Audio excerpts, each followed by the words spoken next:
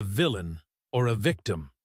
It is about temptation, about the quiet kind of loneliness that sneaks in even when your life looks perfect on the outside. It is about Isabella, a woman who never planned to fall into something she could not talk about out loud. And Chris, a man with a wedding ring on his finger and 1,000 reasons to be grateful, but still searching for something he said he was missing. This story doesn't explode. It unfolds slowly, quietly, until the truth can no longer be avoided. Have you ever found yourself waiting for someone who never promised to stay? Have you ever mistaken attention for intention? Words for commitment. This is not just a story about infidelity.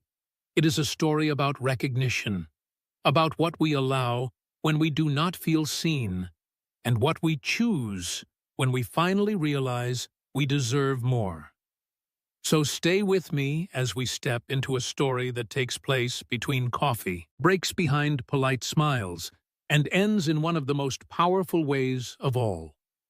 Quiet and final. Let's begin. Isabella never meant for anything to happen. She was just trying to get through the week, meet her deadlines, survive Monday meetings and Friday reports. She had been with the company in Atlanta for almost 4 years, always professional, always polite. She knew the rules, the unspoken ones. Don't get involved. Don't mix feelings with office politics. Don't let yourself look twice at someone you shouldn't. And then Chris transferred in, tall, calm, always one step ahead in meetings, the kind of man who never raised his voice, but somehow always got people to listen. He wore a wedding band, talked about his wife, but not often, and never with much detail. Their conversation started small, jokes in the hallway, a shared frustration over the slow printer, a compliment about her shoes. Then one day he remembered how she took her coffee. The next, he brought her one without asking. Harmless, right? But there's something dangerous about feeling seen. After months of invisibility, Isabella told herself it was nothing, just kindness, just chemistry. But the way he looked at her during meetings, the way their knees brushed under the conference table, the way her heart picked up when he said her name, it all added up. Quietly, carefully, until one Thursday evening, they stayed late finishing a project. Everyone else had gone home. The office was silent. Her screen glowed blue. His voice was soft, and when she kissed him, he didn't pull away. The next day nothing was said, but everything had changed. From then on, it was a pattern. A text in the morning, a glance across the room, lunch that turned into locked doors and hushed words. Isabella had never felt so desired, so important. Chris said he was unhappy, that Lena, his wife, didn't understand him anymore, that their marriage was more routine than love. And for a while, Isabella believed it, because it is easier to believe you are special than to face the truth that you are just convenient. But the truth doesn't stay quiet forever. December came, and with it, Chris's silence. No good morning text.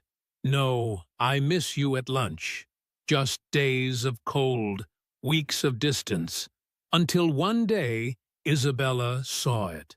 A post on social media, Chris and his wife at a Christmas market, holding hands, laughing, like nothing had ever been wrong. And that was when it hit her. She had been a break, not a choice, a shadow in a life he never intended to leave. When they saw each other again in January, he smiled like nothing happened, asked if she'd watched the Falcons game. She stared at him, wondering how someone could erase so much, so quickly. And then she said it, I can't do this anymore. No crying, no begging, just truth. Chris didn't ask her to stay, he just nodded, like he had been waiting for her to end it. And maybe that's the cruelest part of all, the realization that you were holding on, while the other person had already let go. That night, Isabella deleted the texts, archived the photos, and lay in bed. Not shattered, just hollow, because she hadn't just lost Chris. She had lost the version of herself that thought she was the exception. And in that empty space, something new began. Not joy, not healing, but honesty. The kind that hurts, but also sets you free. There are stories that hurt because of what was done.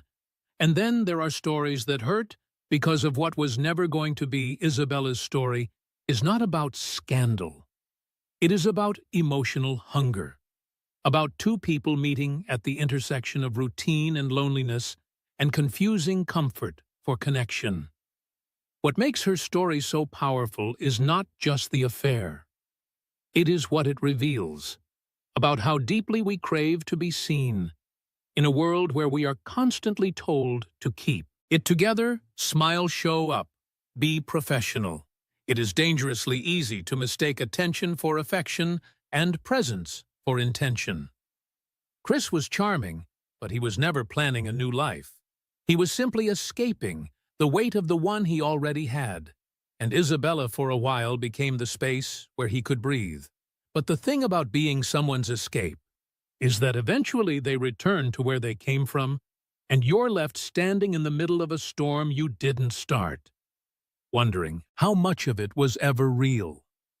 The holidays, that silence, those pictures, they weren't just betrayal, they were clarity, clarity that hurts, but also saves.